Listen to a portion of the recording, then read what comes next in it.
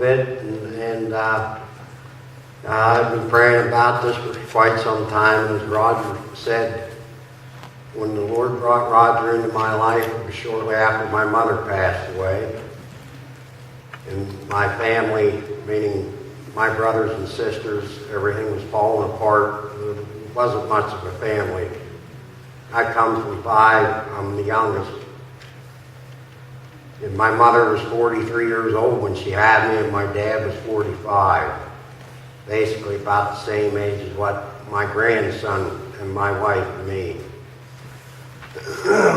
And there was quite a bit of a spread between me and my oldest sister. There was probably about 14 years. And my youngest sister was 3 years older than me. And I was pretty much the family punching bag. And we had a dog house in our house. And I was always in her thing with it in the dog house, and Terry was always in the dog house. In the 5 things. But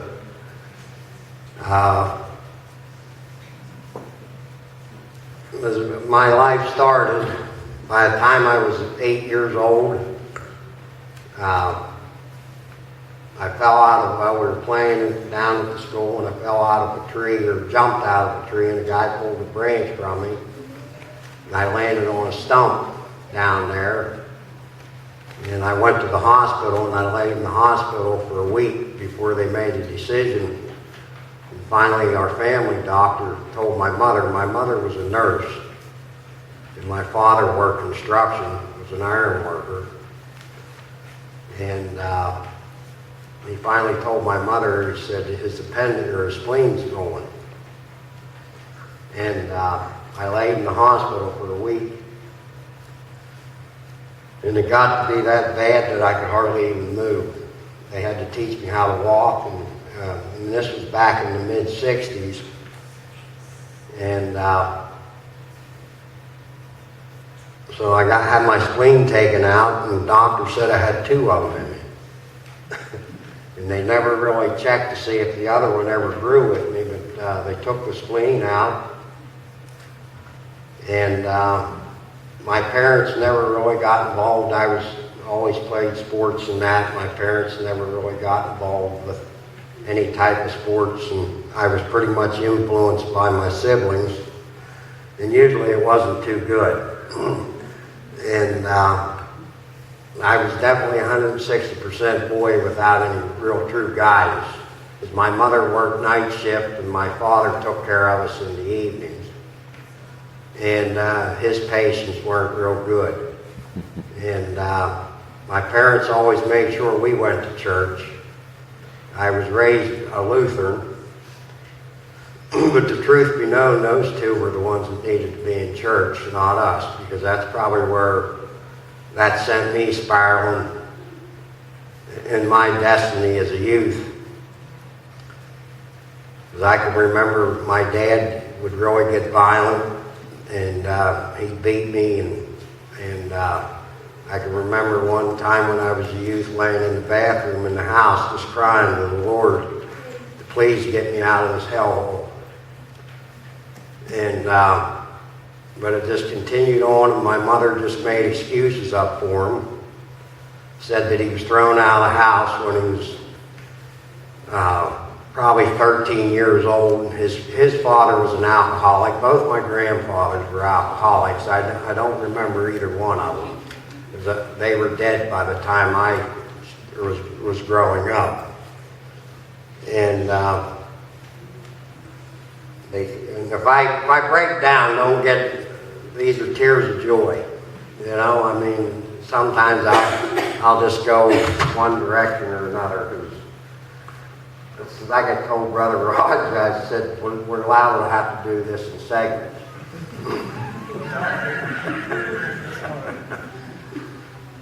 But she would always use the excuses that he got, you know, and that always sort of stuck with me. And certain things I knew enough about my father's side and my mother's side, but really didn't. And it's just amazing how the Lord will stick stuff in your mind, and then when he puts it together, everything fits together like a glove. But I always call it the Allen curse.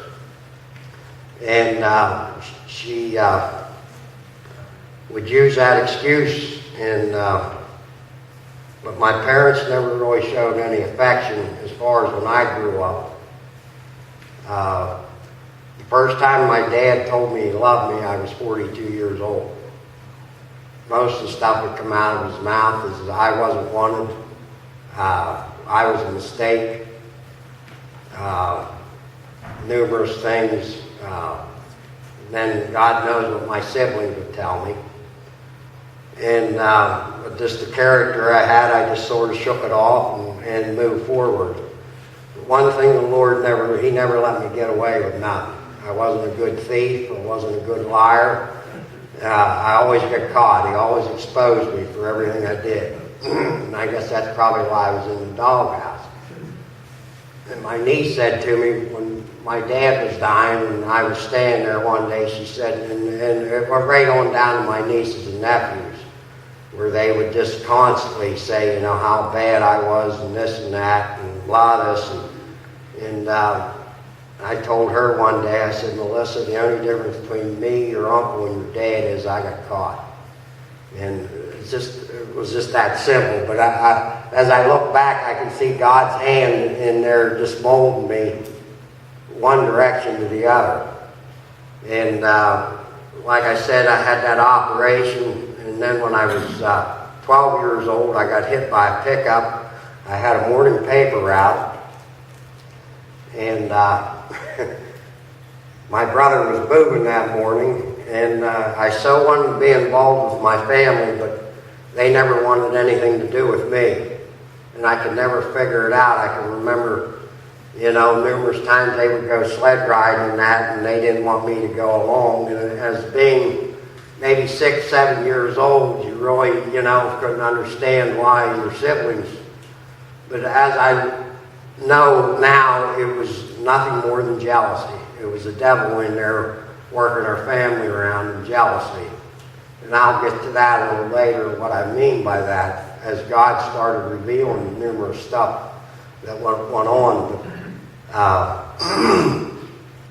I got hit by a pickup. I come down out of a development, I hit a pickup at 50 miles an hour. And bounced off the side of it. I went down on the road, and the only thing I could remember was a bright light. And as I've told different people, that was probably the Lord throwing me back out in the street saying, get up, I'm not done with it. And I walked away from that with one cut in my arm and no broken bones. And the person that hit me knew me personally, and his son was in the pickup, and he said he didn't know how I walked away from him. He said his dad never even hit the brakes. He was doing 50 miles an hour, and I come right into the side of that truck and just rolled me down the road. And then as my life continued on, more and more I just started walking away from the Lord. The more I went to church and the more I seen in my house, I just resented it. And then the more sin I got involved in. And probably the only rock in my family was my mother's mother. She was a woman of the Lord.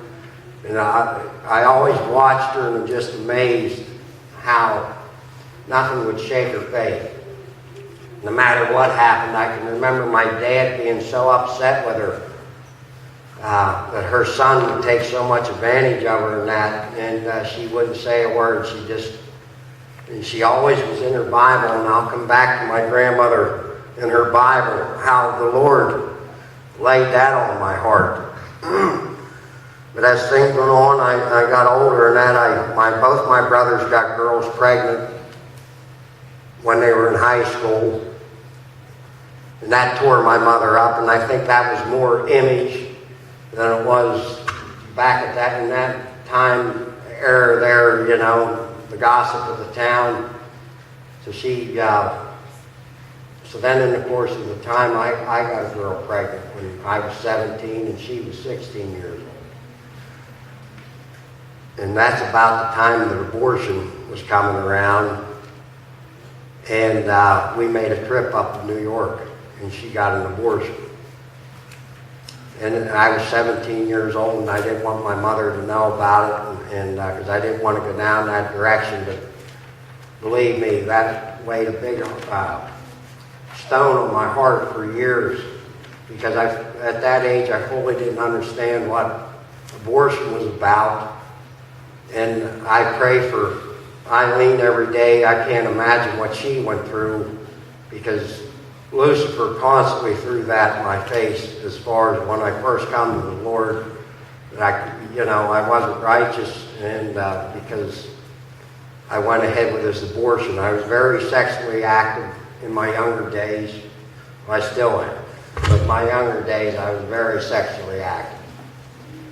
And I think at that time that was a way for me to look for affection, but that was for the devil to weave his net to get you tied in to his devious plans. So I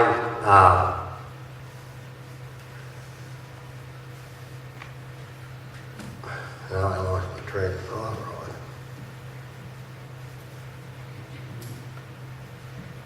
So I went, I hid that from my parents for a number of years.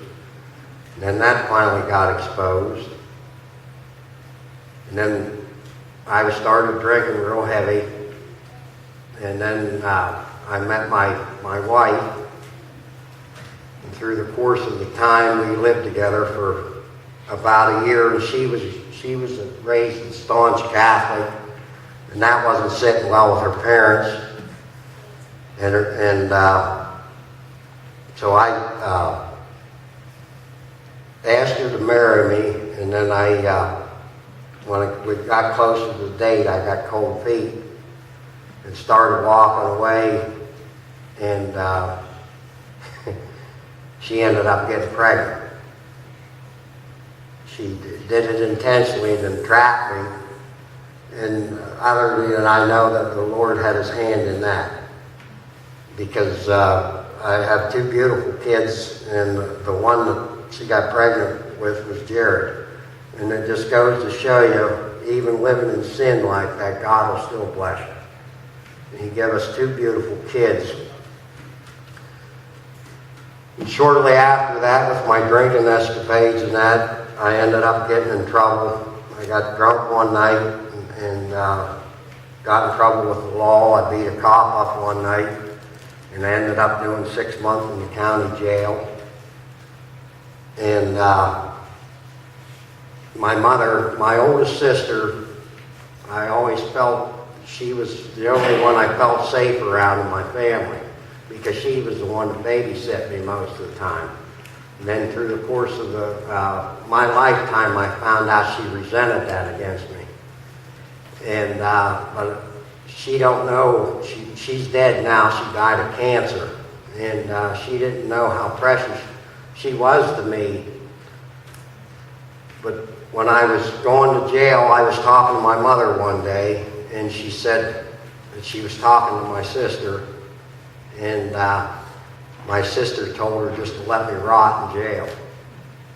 And that was just like putting a knife through my back. I'm thinking, man, why would Susie say something like this? And and that just started a spiral of me resenting her. There was only one left in my family that I truly trusted, because my younger sister, she used to get me beat when we were kids, because my mother would be working. If my mother showed me any kind of affection during the day, she really had no relationship with her two daughters. She was real hard. My mother pretty much controlled her household. She run her household. And my dad, when he'd come home from work, my sister would irritate me, and I would go after her. And then she would, as soon as I would start getting a hold of her, she'd call for my dad. My dad would come